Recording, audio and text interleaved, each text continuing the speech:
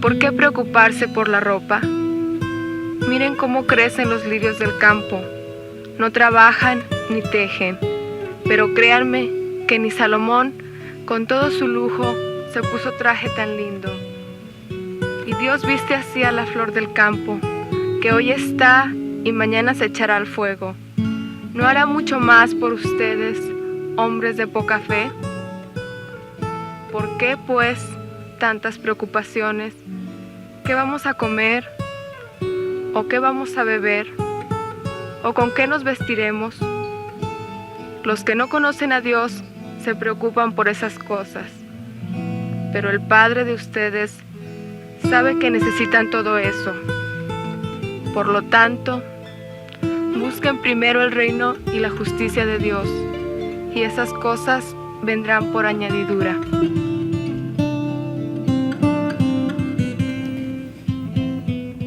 Al meditar sobre la fe práctica en la divina providencia, estamos reflexionando sobre dos polos que queremos integrar en nuestra vida. Por una parte, Dios, que es Padre, que es divina providencia, que conduce, y por la otra, el hombre, nosotros, tú y yo, que somos hijos, hijas de Dios, que llamados a captar el plan que el Padre tiene para nosotros y llamados a cumplir nuestra misión dentro de ese plan. Todo el mundo habla hoy día de un cambio, de la necesidad de un cambio en la historia, un cambio, por ejemplo, en la actitud del hombre frente a la naturaleza. Hoy está comenzando un encuentro mundial en Río de Janeiro, con un grupo muy grande de jefes de Estado de todas las naciones del mundo, porque para tratar el problema ecológico, y es cierto y es necesario que cambie la actitud del hombre frente a la naturaleza. La gente habla de un cambio en la actitud frente a los demás, un cambio en el orden social, pero no debemos olvidar que es fundamental también un cambio en la actitud del hombre frente a Dios y frente a sí mismo. La mayoría de los hombres experimenta hoy día una gran orfandad espiritual, una gran soledad, en la medida en que han perdido el contacto, han perdido la sintonía, han perdido el vínculo con Dios su Padre. Y eso, y el no reconocerlo a Dios como Padre, inexorablemente me lleva a no reconocer mi dignidad filial, que por el bautismo soy en Cristo hijo, hija de Dios. Nuestra vocación no es ser huérfanos, sino ser hijos. Más aún, el hombre necesita un nido. Si el hombre no tiene un nido, el hombre se enferma, el hombre se cansa, el hombre se angustia. El hombre es como un pájaro, necesita un hogar, y necesitamos personas, necesitamos hogar en corazones de personas nobles, y en última instancia necesitamos arraigar nuestra vida en un Dios que es Padre, en un Dios que es providente. Por eso vamos a meditar ahora va a dar un paso más. Creo en Dios Padre providente y creo en Dios Padre todopoderoso. ¿Realmente lo creemos? Los que asistimos a misa regularmente los domingos, después de la homilía, confesamos nuestra fe, rezando el credo que empieza con estas palabras: creo en Dios Padre Todopoderoso, Creador del cielo y de la tierra, de todo lo visible y lo invisible. Pregunta, ¿de veras creo en Dios Padre Todopoderoso? Creo que Él es omnipotente. Tengo la impresión de que muchas veces repetimos esas palabras sin tomarles más el peso, lo que entrañan, lo que significan. Creo en Dios Padre Todopoderoso, Creador del cielo y de la tierra. Una primera manifestación del poder, de la omnipotencia del poder infinito del Padre la percibimos en la creación. Hace poco tuve en la Argentina oportunidad de caminar un rato, una hora, a orillas del mar, en una playa solitaria, en las afueras de Mar del Plata, y realmente el mar, al que conozco desde mi infancia, siempre me impresiona por su magnitud, por su inmensidad, por su misterio. Y el mar no es ilimitado, pero no es infinito. El mar es apenas un reflejo pequeño de la inmensidad, del poder, de la fuerza de Dios. En el libro de la sabiduría leemos lo siguiente: vanos por naturaleza son todos los hombres que han ignorado a Dios, los que a partir de las cosas visibles no fueron capaces de conocer a aquel que es, y al considerar sus obras no reconocieron al artífice. Dios manifiesta su poder en la creación, manteniendo la creación en su existencia. Además, Dios ha manifestado su poder en el orden de la redención. San Pablo, el gran mensajero, el gran apóstol de Cristo, en el capítulo 1 de la carta a los Colosenses, nos dice que Cristo es la imagen del Dios invisible, el primogénito de toda la creación. O sea, el misterio de Cristo toca, por decir así, no solamente el mundo de los hombres, sino todo el universo, a toda la creación. Jesús, Cristo, imagen del Dios invisible, es el primogénito de toda la creación, porque en Él fueron creadas todas las cosas. Todo fue creado por medio de Él y para Él. Él existe, sigue San Pablo, antes que todas las cosas, y todo subsiste en Él. Él es el principio, el primero que resucitó de entre los muertos.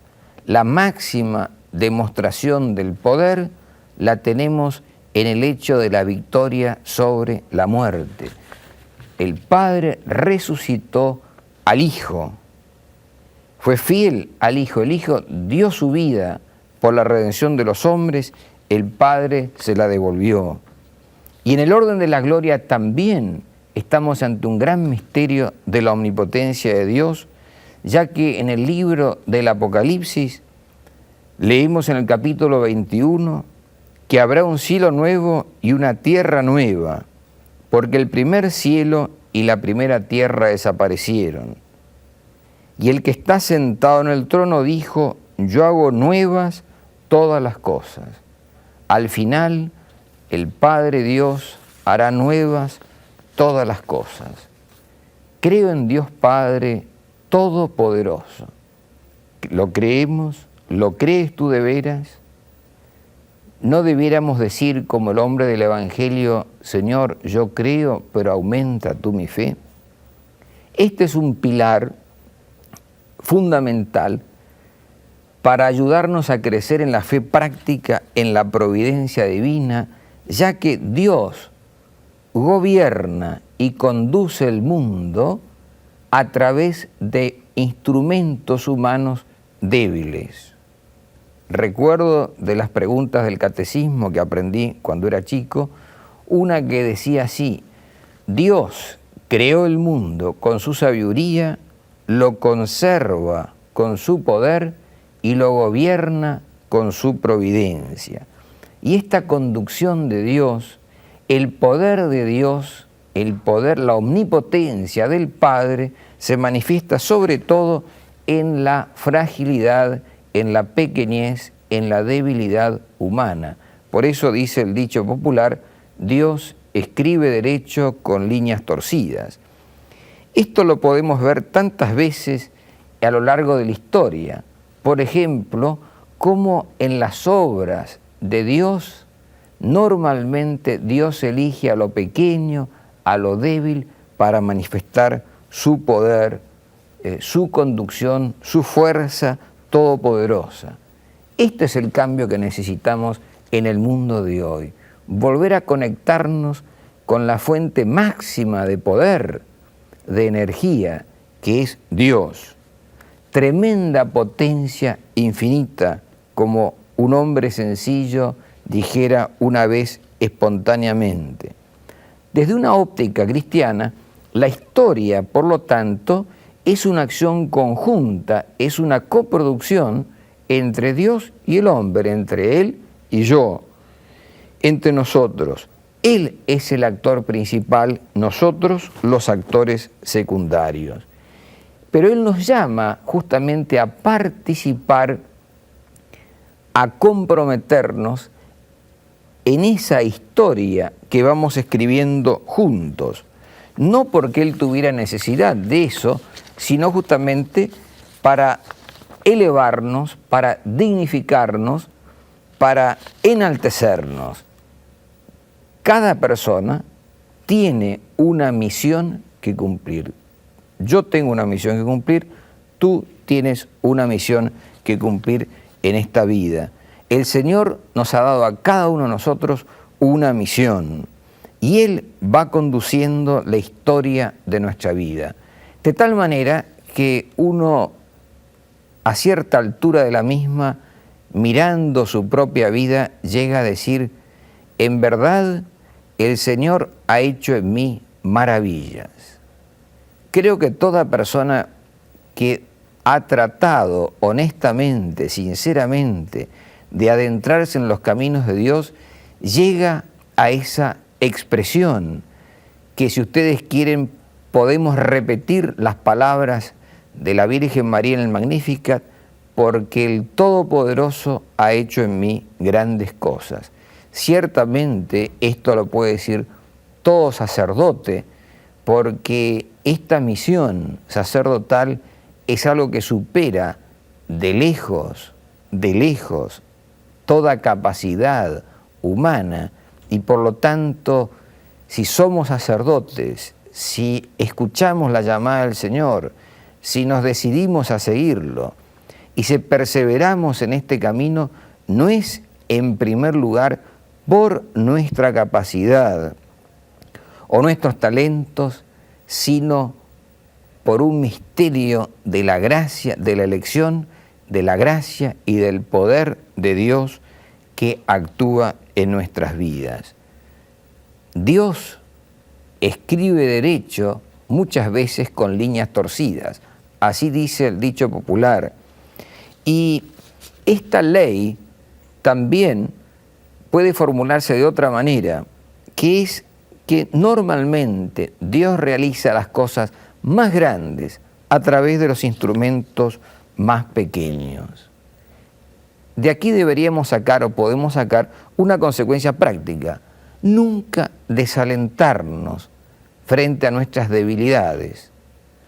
San Pablo, un hombre, una de las personalidades más vigorosas, más fuertes, más notables en la historia de la Iglesia y del cristianismo, expresa magistralmente esta ley en la primera carta a los Corintios, en el capítulo 1, cuando dice: Dios eligió lo que el mundo tiene por necio para confundir a los sabios, lo que el mundo tiene por débil para confundir a los fuertes, lo que es vil y despreciable y lo que no vale nada para aniquilar a lo que vale.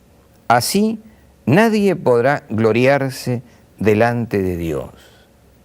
Qué consuelo, qué palabras de aliento, qué palabras de estímulo son estas cuando experimentamos en nuestra vida cotidiana nuestro desvalimiento, nuestros límites, nuestra incapacidad. No somos nosotros, en primer lugar, los que realizamos las cosas por nuestras capacidades o nuestras fuerzas. El Señor nos ha elegido no a pesar de ser pequeños y débiles, sino justamente porque somos tan pequeños y tan débiles. Él nos va a sostener, Él nos da la fuerza.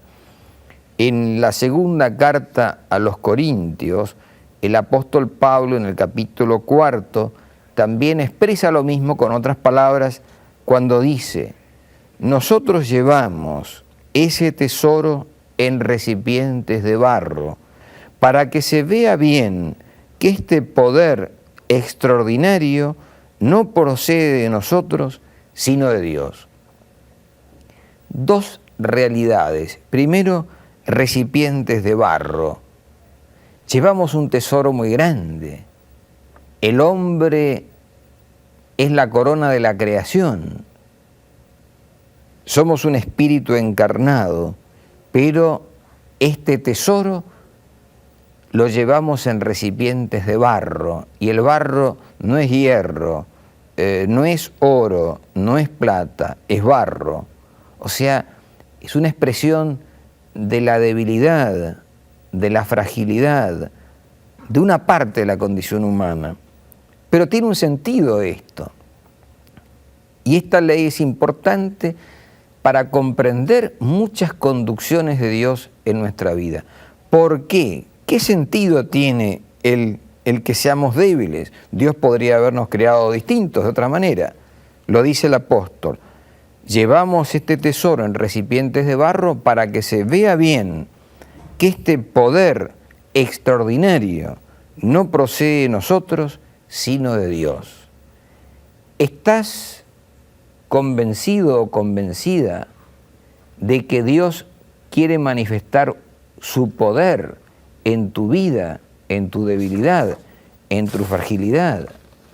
Muchas veces pretendemos una imagen de cristiano tipo Superman, o tipo mujer biónica, o mujer maravilla, y nos olvidamos de que Cristo, en cuanto hombre, sufrió nuestras debilidades, nuestras flaquezas, y también nosotros muchas veces, a menudo, las experimentamos. No debemos extrañarnos. Fíjense lo que el apóstol Pablo, en una autoconfesión o testimonio, le escribía a la comunidad de Corinto, en la segunda carta a los Corintios. Les cuenta que en la provincia de Asia tuvo que sufrir una tribulación muy grande. Dice: la carga fue tan grande que no podíamos sobrellevarla, al extremo de pensar que estábamos a punto de perder la vida. Soportamos en nuestra propia carne una sentencia de muerte, y así aprendimos a no poner nuestra confianza en nosotros mismos, sino en Dios, que resucita a los muertos. Él nos libró y nos librará de ese peligro mortal. Sí, esperamos que también nos librará en el futuro. Maravillosa autoconfesión de Pablo, de la cual podemos sacar dos enseñanzas prácticas para nuestra vida que nos iluminan muchas cosas que nos han pasado, que nos pasan o que puedan sucedernos en el futuro. Esto que experimentó Pablo fue lo que hoy llamaríamos una experiencia límite. La carga fue tan grande que no podía sobrellevarla. Algunas veces en nuestra vida hay pruebas, hay sufrimientos tan grandes que superan nuestra capacidad humana de sobrellevarlos. Y Pablo escribe: al extremo de pensar que estábamos a punto de perder la vida. ¿Qué sentido tuvo esto en la vida de Pablo? ¿Y qué sentido tienen estas pruebas en nuestra vida? Así aprendimos, escribe, a no poner nuestra confianza en nosotros mismos, sino en Dios, que resucita a los muertos. Cuando Dios permite quiebras en nuestra vida, cuando Dios nos pone en situaciones límites, cuando humanamente no sabemos cómo salir adelante, no debemos desesperarnos. Dios está trabajando también Dios está trabajando en nosotros y nos está grabando a fuego que no pongamos nuestra confianza en primer lugar en nosotros mismos, sino en Él. Los psicólogos dicen que todo hombre tiene un cierto sentido de omnipotencia y que eso debe ser quebrado para que un hombre realmente alcance la madurez. Por lo tanto, cuando afirmamos creo en Dios Padre Todopoderoso, estamos poniendo la base para poder comprender muchas realidades en nuestra vida y sobre todo muchas conducciones de Dios. También en esta línea va otra autoconfesión de San Pablo cuando en la misma carta a los Corintios, en el capítulo 12, habla de que él fue arrebatado al tercer cielo, al paraíso, y escuchó palabras inefables. Y para que la grandeza de esas revelaciones no lo envaneciera, escribe Pablo: tengo una espina clavada en mi carne, un ángel de Satanás que me hiere. 3 veces pedí al Señor que me librara, pero Él me respondió: te basta mi gracia, porque mi poder triunfa en la debilidad. Y de ahí San Pablo continúa: más bien me gloriaré de todo corazón en mi debilidad, para que resida en mí el poder de Cristo. Aquí tenemos otra clave que explica, que nos ilumina conducciones de Dios. San Pablo, cada uno de nosotros tiene algo en la vida que le hace sufrir. Tiene algo en la vida que le hace decir: qué linda sería mi vida si esto no estuviera ahí, si esto no sucediera, si esto no me pasara a mí, en mi familia, en mi comunidad, en mi patria, en lo que sea. San Pablo también experimentó eso, ya que por 3 veces le pide al Señor que lo librara. Y cuando alguien le pide 3 veces, es que no se conforma con pedirlo una sola vez, sino 3 veces. Es algo que lo tiene a mal traer. ¿Y cuál es la respuesta del Señor? Él me respondió: te basta mi gracia, porque mi poder triunfa en la debilidad. He aquí una ley fundamental del reino de Dios. Mi poder triunfa en la debilidad. ¿Creemos esto? ¿Tú lo crees? Y nos gloriamos en nuestras debilidades. ¿De qué nos gloriamos? ¿De qué me glorío yo? ¿De qué te glorías tú? San Pablo tenía motivos humanos de gloriarse. ¿De qué se gloría en primer lugar? Me gloriaré de todo corazón en mi debilidad, para que resida en mí el poder de Cristo. Creo en Dios Padre Todopoderoso. ¿Qué hacer entonces concretamente con nuestras debilidades? ¿Cuál es el sentido de las mismas? ¿Por qué Dios periódicamente, vuelta a vuelta, nos hace experimentar nuestra fragilidad humana de una u otra manera? Yo no debo angustiarme, sino debo entregarme, debo confiarme totalmente a ese Dios que es Padre, a ese Dios que es providente, a ese Dios que es todopoderoso. En otras palabras, debo ser niño ante Dios. Debo reconocer mi pequeñez ante Dios. San Pablo lo reconoce también cuando en la carta a los Romanos dice: el deseo de hacer el bien está a mi alcance, pero no el realizarlo. Por eso debo ser sincero, debo ser franco, honesto ante Dios. Sí, no puedo. Sí, soy débil. Sí, soy frágil. Sí, esto me supera. Debo ser niño ante Dios. Recuerdo que una vez un obispo amigo de Argentina decía que ante Dios tenemos que tener los bolsillos sacados para afuera. En los bolsillos uno los tiene metidos, uno mete la mano en el bolsillo. Que había que tener los bolsillos sacados para afuera. Ante Dios tengo que estar con los bolsillos hacia afuera. Y no solamente reconocer mi pequeñez, sino confiar en su poder, en la conducción de Dios. Él se glorifica, solo Dios puede darse el lujo de obrar maravillas en seres humanos frágiles, débiles, pequeños. Como leemos en el profeta: confiaré y no temeré, porque mi fuerza y mi poder es el Señor. ¿En quién me baso? ¿Me baso en mi poder? ¿Confío en mi poder? ¿O confío primero en el poder y la fuerza del Señor? Cuando me apoyo en mí mismo, inevitablemente tengo miedo. Cuando confío en el Señor, cuando me abandono en Él, cuando me entrego a Él, el miedo es vencido por la confianza. Eso es lo primero. Y lo segundo, ¿qué puedo hacer? ¿Qué debemos hacer? Recurrir a la Virgen María. El Señor Jesús nos la entregó como madre antes de morir, cuando, estando Juan y la Virgen María al pie de la cruz, le dijo a su madre: he ahí a tu hijo, mujer, he ahí a tu hijo, y al discípulo: he ahí a tu madre. Y leemos que el discípulo la recibió en su casa.